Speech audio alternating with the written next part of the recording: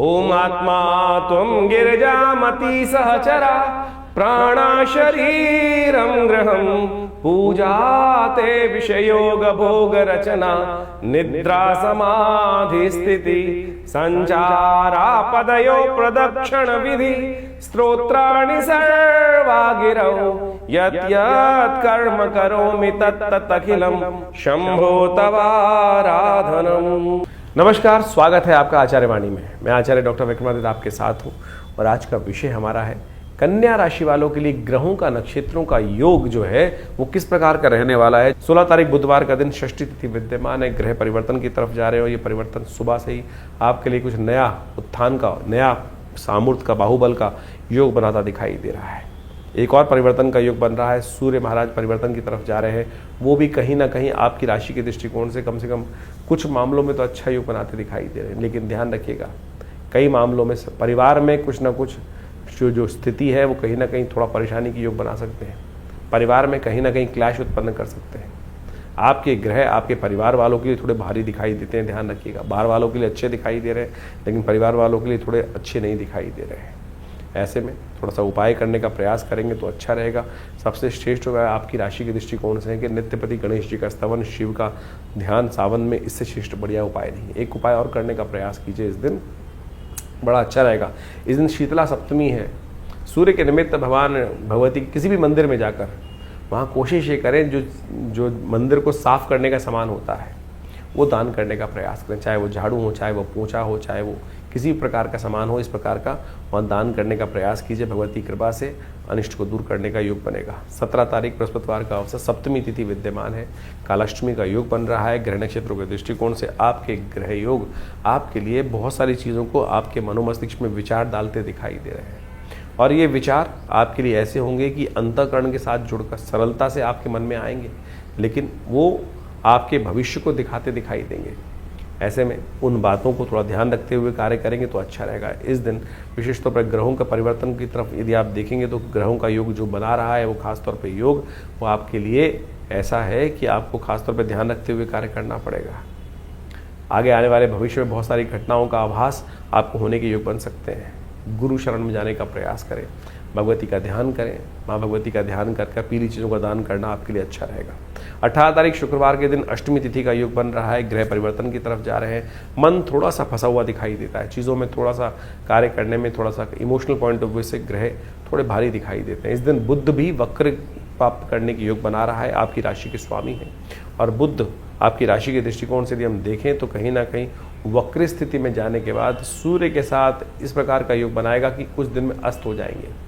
और अस्त होते हुए क्या करेगा, विचारों में थोड़ा और ज़्यादा सही चीज़ें सही दिमाग में नहीं आएंगी और वो आपके कार्यों में कहीं ना कहीं विघ्न उपस्थित कर सकते हैं। तो ऐसे में थोड़ा सा आपको ध्यान रखना पड़ेगा। एक उपाय करने का प्रयास करें कि दही से नित्यपति भगवान का अभिषेक अवश्य करने का प्रयास करें। कहा जाता है कि जब शुक्र अच्छा ना चल रहा हो तो दही से भगवान का अभिषेक यदि कर लेते हैं तो उससे ग्रहों का नेगेटिव प्रभाव जो है वो कहीं ना कहीं पॉजिटिव हो जाता है। विशेषतौर पर बुध के निमित्त ये उपाय करना बड़ा अच्छा रहेगा। इस दिन विशेष तौर पर ग्रहों का परिवर्तन के साथ साथ एक शुभ मुहूर्त भी बन रहा है जो कांवड़ यात्रा को आरंभ करने की तरफ प्रेरित करता है। और कांवड़ यात्रा संपूर्ण रूप से मनोरथों को सिद्ध करने वाली होती है। अवश्य ध्यान देकर कार्य करेंगे तो अच्छा रहेगा। 19 तारीख शनिवार का अवसर, नवमी तिथि विद्यमान और आपकी राशि के दृष्टिकोण से शनि को मनाना बहुत ज़रूरी है। ये शनि कहीं ना कहीं झटका दे सकते हैं। कन्या राशि वालों को ध्यान रखने की ज़रूरत है। जैसे 7.5 का लंबा पीरियड होता है वैसे ही ये ढैया शनि की कल्याणी ढैया मानी जाती है। और कल्याणी ढैया कहीं ना कहीं कहती है कि कल्याण चाहते हो तो मंत्र जप करो, भगवान का ध्यान करो और चीज़ों को थोड़ा संसार से हटकर थोड़े अध्यात्म में लगने का प्रयास करो। तुला दान करो, वजन के बराबर अनाज का दान, सतनाजे का दान करना ज़रूरी है। ये करेंगे और एक काम और करने का प्रयास करें। इस वक्त ग्रह नक्षत्र दृष्टिकोण से आप थोड़ा सा कन्या पूजन अवश्य कर लें। आपकी राशि में इन दिनों ग्रह योग चल रहे हैं कि जितने कन्याओं का, स्त्रियों का आशीर्वाद लोगे उतना जब आपके लिए अच्छा योग बनेगा। लॉटरी खुल सकती है, इससे आपके लिए खासतौर पर ध्यान रखते हुए कार्य कर लेंगे तो अच्छा रहेगा।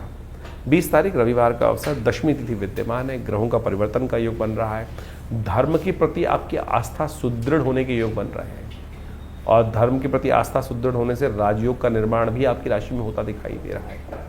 तो ऐसे में पूजन स्थल पर जाकर, किसी तीर्थ स्थल पर जाकर वहाँ यात्रा करते हुए भगवान का आशीर्वाद लेने का सुंदर योग बने तो उस समय में आपके अनिष्ट ग्रहों की जो कुदृष्टि है, वो विशेष तौर पर जो अनिष्ट होने के योग बन रहे हैं, उससे बचाया जा सकता है। तो इस प्रकार से सावन के आरंभ काल में ग्रहों की गणना आपके समक्ष हमने रखी। ये ग्रहों की गणना के अनुसार से हम सबको अच्छे से समझ लेना चाहिए कि देखिए, इस वक्त बृहस्पति अतिचारी अवस्था में पूर्ण प्रभाव उत्पन्न करने के लिए बहुत तेज गति से चल रहे हैं, और शनि महाराज इस वक्त वक्र स्थिति में, जो विशेषतः जुलाई के सावन के मध्य काल में, जो सावन का आरंभ काल है, उसी में वो वक्र गति प्राप्त कर चुके हैं। और ये योग किसी प्रकार में शुभ नहीं कहा जा सकता। षडाष्टक योग भी शनि का और विशेष तौर पर आप समझिए मंगल का बनाया हुआ है, और इस प्रकार से ये संसार के दृष्टिकोण से जो कुछ दिन पहले लोगों को लग रहा था कि शांति का वातावरण द्वारा बन सकता है, ये कहीं ना कहीं अंदर खाने में कहीं ना कहीं उपद्रव के योग बनाता दिखाई दे रहा है। कहीं ना कहीं आने वाले समय में कुछ ना कुछ अशांति का वातावरण भयावह स्थिति में बनता दिखाई देगा। कुछ ना कुछ उपद्रव कहीं ना कहीं उत्पन्न होने के योग अच्छे खासे बनते दिखाई देंगे। इसके बाद शनि मंगल का टकराव भी आरंभ हुआ चाहता है। आमने सामने बिल्कुल एक परस्पर समसप्तक योग भी मंगल का शनि के साथ बनकर तैयार हो जाएगा। तो ये कहीं ना कहीं प्राकृतिक उपद्रव भी उत्पन्न कर सकता है, कहीं ना कहीं प्राकृतिक आपदाओं को कहीं ना कहीं आरंभ कर सकता है, भूमि का कहीं ना कहीं कंपन उत्पन्न हो सकता है, और साथ साथ जो युद्ध की स्थिति जो बनी हुई थी अभी वर्ष के आरंभ काल में, वो पुनः कहीं ना कहीं दोबारा स्थिति को कहीं ना कहीं और आग में घी डालने का कार्य बहुत सारे राजनीतिक दल करते दिखाई देंगे। लेकिन आपकी दृष्टिकोण से, आपके राशि के दृष्टिकोण से हमने पूरा बताया कि क्या कुछ प्रभाव उत्पन्न करने के योग बनेंगे। देखिए, सावन का महीना बड़ा श्रेष्ठ होता है। सावन का महीना संपूर्ण रूप से भगवान को अपने जो कर्म को समर्पित करने का माना जाता है, और जा पर कृपा राम की हुई ता पर कृपा करें, सबको इस भाव का ध्यान रखना चाहिए, भगवान इस पर प्रसन्न हो जाएंगे। और भारतीय संस्कृति में तो सोचें कितने सुंदर सुंदर रूप से अनेक अनेक उदाहरण उपस्थित करके ये भाव समझाए गए हैं कि जीवन में जो हम कर्म करते हैं उसका भोग हमको प्राप्त होता है, शुभ अशुभ जैसे भी कर्म। अब शुभ तो हो जाए और उसके द्वारा हमारे जीवन में शुभ का आगमन बन जाए तो बहुत अच्छा है, लेकिन यदि अशुभ कर्म हमारे द्वारा मनसा वाचा कर्म, 3 प्रकार के कर्म शास्त्र में बताए गए हैं। और कई बार क्या होता है कि हम बहुत ज़्यादा कॉन्शियस होकर कार्य करने का प्रयास करते हैं तो बहुत सारी चीज़ें शुभ करने की तरफ प्रवृत्त हो जाते हैं। कई बार धर्म व्यक्ति जब निष्ठ व्यक्ति होता है, लेकिन कई बार अनायास ही बहुत सारे दुष्कर्म हो जाते हैं। अब उनसे मुक्ति का मार्ग किस प्रकार से बने? हमारे यहाँ संसार में विशेष तौर पर इस बात को समझना चाहिए कि हर धर्म में, हर पंथ में कहीं ना कहीं इस भाव को रखा गया है कि दुष्कर्मों से मुक्ति किस प्रकार से हो। बहुत सारे लोगों ने इसको भ्रांतिवश अनेक अनेक स्वरूप में उपस्थित कर दिया।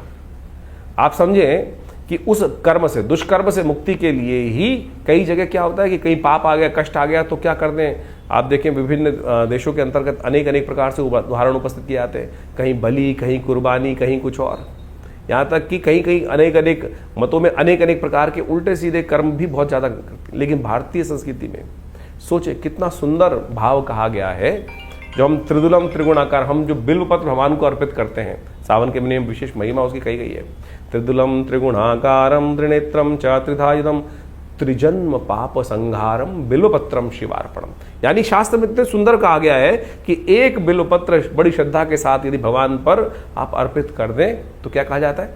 त्रिजन्म पाप संहार, 3 जन्मों के पाप जो है वो सब समाप्त हो जाते हैं। ये सोचे कितनी सुंदर समर्पण भाव से एक कर्म यदि आप कर ले तो वो किस प्रकार से निवृत्ति दे देगा अनेक अशुभ कर्मों से। और तो और बड़े बड़े सुंदर मंत्र कहे गए हैं। सौराष्ट्रे सोमनाथम च श्रीशैले मल्लिकार्जुनम उज्जैन्यम महाकाल, ये भगवान की वंदना है। और कहा गया अंत में सप्त जन्म कृतम पापम प्रातः स्मरणेन विनश्यति। यदि आप 7 जन्म के जो पाप हैं केवल इन जो आप जो 12 ज्योतिर्लिंग है इनके यदि नाम का स्मरण कर ले, सौराष्ट्र सोमनाथम च श्रीशैल मल्लिकार्जुनम उज्जैन्यम महाकाल ओमकार ममलेश्वरम, ये इस प्रकार से कहा गया ना, सप्त जन्म कृतम पापम स्मरणेन विनश्यति। तो यानी अनेक जन्मों की जो पाप हैं, दुष्कृत्य है, उससे क्षय को जीवन से उससे निवृत्ति के योग बन जाते हैं। तो यानी इतना सुंदर व्यवस्था हमारे सनातन में बनाई गई है। इसका कहने का तात्पर्य इस ज्योतिष के कार्यक्रम में ये है कि आपके जीवन में जो कष्ट है उससे निवृत्ति के लिए ये सावन का महीना बड़ा श्रेष्ठ है। देव शयन हो जाता है, भगवान शंकर के हाथ में समस्त सत्ता आ जाती है। और ऐसे में यदि आप छोटे भी रूप में नित्यपति भगवान उनका सुंदर अभिषेक कर लें, एक बिल्वपत्र भगवान को अर्पित कर दें, तो आपके जो दुष्कर्म हैं उससे निवृत्ति का मार्ग बनेगा, शुभ कर्म का उदय होगा। और जब शुभ कर्म का उदय होगा तो पता जानिए क्या होगा, शुभ कर्म के उदय होते ही इस संसार में शुभता प्राप्त करने के योग बन जाएंगे, कष्टों से निवृत्ति के योग बन जाएंगे। और अनेक प्रकार से आपके जीवन में जो कष्ट भोग रहे हैं उससे निवृत्ति का मार्ग पड़ जाएगा। इसलिए ये न के न प्रकारेण, कैसे भी हो भगवान का सुंदर स्तवन इस सावन के महीने में अवश्य करने का प्रयास करें। विवेकानंद योगाश्रम में पूरे सावन के महीने पूरे 30 दिन नित्यपति भगवान का रुद्राभिषेक, दूध से, दही से, घी से, शहद से, अनेक अनेक औषधियों से, भस्म से, सब प्रकार से रुद्राष्टाध्यायी का पाठ करते हुए नित्यपति चल रहा है। आप भी उसमें सम्मिलित हों, कर्म करें, शुभ करें। देखिए क्या होगा, शुभ वातावरण बनाओगे ना तो अपने आप जीवन में शुभ का आगमन होता जाएगा। हमने वातावरण ही बड़ा विचित्र बना दिया है। हमारे मनोमस्तिष्क में कहीं ना कहीं छोटा सा भाव ऐसा आ गया है कि नहीं कुछ नहीं होता। अरे बहुत कुछ होता है, सब कुछ होता है। जरा पलट के देखो जीवन में कब कब किस किस प्रकार से हमने भगवान की कृपा से जीवन में उसका लाभ पाया है, ये सोचने की आवश्यकता है। तो इसलिए ज्योतिष में निवारण जो है वो प्रभु का नाम ही है। निवारण प्रभु का नाम ही है। उस निवारण के नाम को हमें स्मरण करने का प्रयास करना चाहिए। अनेक कथाएं शास्त्र में उपस्थित हैं, उन कथाओं को हमें समझते हुए कार्य करने का प्रयास करना चाहिए। एक शराबी था, उपनिषद में कथा आती है, जिंदगी में कभी परमात्मा के मंदिर नहीं गया, भगवान का नाम स्मरण नहीं किया, लेकिन जीवन था, जिया था। तो कई बार बहुत सारे का जीवन में कई बार योग बन जाते हैं। कहा जाता है कि एक दिन वो नाचने वाली के पास जा रहा था और थोड़ा सा पान का बीड़ा हाथ में था और साथ में कुछ मालाएं थी, कुछ मीठा था हाथ में और कुछ ना कुछ नशा भी कर रखा था उसने। कहा जाता है कि बरसात का मौसम था, कहीं ना कहीं चलते वक्त रास्ते में ठोकर लगी, नशे में था, वो गिर पड़ा। बहुत देर तक गिरा पड़ा रहा। सुबह सुबह रात शाम से भोर होने की वेला आई। मंदिर में सामने जब उठा, कुछ आवाज़ हुई तो सामने मंदिर था और सामने मंदिर में देखा तो शिवालय दिखाई दिया। भगवान शिव का शिवालय था वो। बस गिरता पड़ता कैसे ही पता नहीं भाव मन में क्या जागा, कोई पुण्य कर्म जागा होगा, भाव आया, अरे ये जहाँ जा रहा था वहाँ के लायक तो रहे नहीं, मिट्टी लग गई, आज इन्हीं को चढ़ा देता हूँ। शिव साक्षात सामने विराजमान थे। गया और उस शिवलिंग पर वही पान का बीड़ा, मिट्टी लगा हुआ, मिट्टी लगी हुई माला भगवान को अर्पित कर दी और मंत्र जो टूटा फूटा याद था, कहीं सुन रखा था, ओम नमः शिवाय, और वही सुनते हुए वहीं भगवान पर अर्पित कर दिया। वो सब सामग्री उस मंत्र का उच्चारण करते हुए देवयोग से उसी वक्त प्राण निकल गए। चोट लग चुकी थी ज़्यादा और वहीं शिवलिंग पर ही वो गिर पड़ा और वहीं प्राण निकल गए। कालांतर में उसको यमराज के समक्ष उपस्थित किया गया और कहा गया कि यमराज महाराज, ये जीव आया है, लाइन में लगे हुए थे, नंबर आया तो पता चला चिरकाल तक इनको नरकादि लोकों में वास करना है, लेकिन एक बहुत सुंदर योग है, चित्रगुप्त ने बताया कि इनको 2.5 घड़ी का इंद्रासन प्राप्त हुआ है। 2.5 घड़ी का इंद्रासन। उस जीवात्मा की भी आंख खुल गई एकदम। उसको भी लगता था उसने कभी ज्ञानता में कोई शुभ कार्य में ज्ञान में किया ही नहीं था। जिंदगी भर कुछ गलत काम किए होते। मरने के बाद तो सबको ज्ञान होता है कि मैंने क्या किया क्या नहीं किया। ज्ञानवान जब जिंदा रहते हैं तब तो हमको होश ही नहीं रहता है हम जो कर रहे हैं वो शुभ है या अशुभ है, लेकिन आत्मा को तो सब कैलकुलेशन होकर पता चल रहा है ना, कहाँ जुड़ रहा है कहाँ नहीं जुड़ रहा। तो यही भाव उसकी आत्मा को जब जीवात्मा के रूप में वहाँ उपस्थित था तो कहा था हमने तो कुछ किया ही नहीं शुभ, तो हमको तो लाइन में जाना ही है, जहाँ जहाँ कड़ाई में डालोगे जो कुछ होगा, कुंभों में पड़ना है वो जाना ही है। लेकिन जैसे ही वहाँ एक भाव उत्पन्न हुआ कि 2.5 घड़ी का इंद्रासन, तो उसे पूछा गया, यमराज जी के समक्ष जब उपस्थित हुआ तो पूछा गया महाराज कहाँ जाओगे, नरक या पहले 2.5 घड़ी का इंद्रासन। उस जीवात्मा ने एक बड़ा विचित्र प्रश्न किया कि महाराज आज्ञा हो तो एक प्रश्न पूछना चाहता हूं। धर्मराज जी ने कहा आप आज्ञा है, आप धर्मराज के समक्ष उपस्थित हैं, जो आप चाहेंगे उसका जवाब दिया जाएगा। बोले मेरी मति में मुझे ऐसा कोई कर्म याद नहीं जिससे मुझे ऐसा कोई शुभ हो कि मुझे 2.5 घड़ी का इंद्रासन का सुख प्राप्त होने का योग बना हो। तो धर्मराज ने कहा कि चित्रगुप्त जी बताएं इनको कौन सा कर्म इन्होंने ऐसा किया। तो कहा महाराज इन्होंने एक मरते वक्त अंतिम में सांस लेते हुए भगवान पर इस प्रकार से इस अवस्था में मनसः वाचा कर्मणा, तीनों रूप में इस संसार से निवृत्त होकर भगवान के श्री चरण में समर्पित होते हुए प्राण को त्यागे और इस भाव से उन्होंने सब कुछ अपना संपूर्ण भगवान को समर्पण कर दिया। तो बताया गया भाई ये कर्म आपने किया है, इसी कारण से, इस छोटे से कर्म के कारण से आपको 2.5 घड़ी का इंद्रासन प्राप्त हुआ है। जीवात्मा में सुना और फिर पूछा यमराज ने, हाँ भाई कहाँ जाओगे बताओ। तो उन्होंने कहा महाराज मुझे इंद्रासन पहले चाहिए और इंद्रासन के बाद फिर 2.5 घड़ी के भोगने के बाद। कहा जाता है कि धर्मराज की आज्ञा से उनको उपस्थित किया गया इंद्र के समक्ष कि महाराज इंद्र, राजा देवराज इंद्र के समक्ष कि महाराज इनको धर्मराज की आज्ञा से 2.5 घड़ी का इंद्रासन प्राप्त हुआ है। और सत्य माने इंद्र वहां से उतरे जो उस वक्त स्थित पे थे। ये शास्त्रोक्त कथा है, उपनिषद में आई हुई कथा है, ये किसी की बनाई हुई कथा नहीं है। मेरी और आपकी मतियों को ठीक करने के लिए जो हमारे संसार में विशेष तौर पर मति अलग अलग प्रकार से हो जाती है, उन भ्रमों को ठीक करने के लिए कि संसार में हमारे ऋषियों के द्वारा एक कथा उपस्थित की गई है उपनिषदों के अंतर्गत। जब वो वहाँ उपस्थित हुआ, 2.5 घड़ी का इंद्रासन के लिए उसका अभिषेक हुआ, संकल्प लिया गया और पूरी तरह से राज्याभिषेक जिस प्रकार से होना चाहिए उस प्रकार से उनको वहाँ पूरी तरह से विधि विधान का पालन करते हुए, समस्त संस्कारों को करते हुए उनको 2.5 घड़ी का इंद्रासन के लिए, और जैसे ही वो इंद्र पद पर आसीन हुए वहीं नृत्य गंधर्वों का, अप्सराओं का आरंभ हुआ चाहता था। उन्होंने सब रोक दिया, बोले मैं इंद्र हूँ, रुको सब, ये कुछ नहीं होगा। और बोला जल लाओ। जल लाया गया और जल पे संकल्प लिया और कहा ये उच्च श्रवा घोड़ा शुक्राचार्य को दान करता हूँ, कामधेनु गाय वशिष्ठ को दान करता हूँ, समस्त निधियों को दान करना शुरू कर दिया। संसार जो भी स्वर्ग की उस इंद्र के साम्राज्य में जो जो निधियाँ थी संपूर्ण दान कर दी, और अंत में सिंहासन से उठकर नीचे आया और कहा मैं इस वक्त इंद्र, ये मेरा गोत्र, मैं आज इस समय समस्त त्रिलोकी का ये साम्राज्य जो है, स्वर्ग जो है, ये भगवान शंकर के श्री चरणों में अर्पित करता। और बोला चलो अब कहाँ लेके चलते हो, जहाँ नरक आदि लोग चल रहे हैं चलो। फिर किसकी सामर्थ्य थी?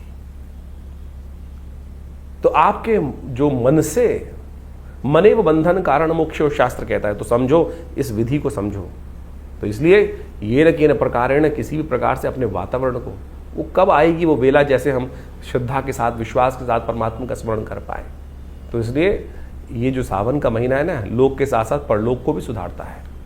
तो इसलिए सुंदर रूप से हम इस भाव को समझें और सावन के महीने में यथाउचित भाव से भगवान शंकर का सुंदर स्तवन जितना हो सकता है वो करने का प्रयास करें। जीवन में कल्याण का मार्ग बड़ी मुश्किल से मिलता है, बड़ी सुंदर से ये वेला आई है। आनंद भाव से परमात्मा का स्मरण करें, और जैसा हमने आपको कहा जहाँ भी आप हैं वहाँ पर बैठ के करें, करवाएं किसी रूप में। यदि आप आश्रम पे आ सकते हैं दिल्ली में तो बहुत सुंदर रहेगा आपके लिए। ये नित्य प्रति शाम को एक कार्यक्रम हमने रखा है पूरे 1 महीने तक। सोमवार के दिन विशेष कार्यक्रम रहेंगे, प्रदोष के दिन विशेष कार्यक्रम रहेंगे। उन सबकी सूचना समय समय पर जो लोग आश्रम से जुड़े हुए हैं उनको उनके व्हाट्सएप के माध्यम से प्राप्त दे दी जाती है। और आपको भी यदि चाहिए तो आप इन नंबर्स पर अपने मैसेजेस को भेजकर वो समस्त सूचनाएं आश्रम से मांग सकते हैं, और हमारी वेबसाइट पर विजिट कर सकते हैं। acharyavickramaditya.com ये वेबसाइट है, और समस्त फ़ोन नंबर से समस्त जानकारी प्राप्त करने के बाद जुड़े इन समस्त अपने समस्त जो हमारे आश्रम में गतिविधि कार्यविधि की जाती हैं। ये अध्यात्म का सुंदर मार्ग है। नित्य प्रति आश्रम पे 8 घंटे करीब यज्ञ रहता है।